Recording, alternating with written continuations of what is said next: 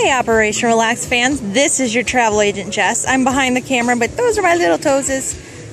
So I am here. I wanted to show you Poolside, well a little bit tucked back from Poolside, the Sheraton Buganvilias. It does have a large pool plus a second pool closer to the timeshare properties.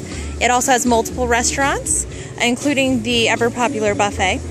I will say that their pool is fantastic in terms of the temperature, the quality, but since we are in Puerto Vallarta, which is not on the Caribbean side, the beach itself is actually very rocky.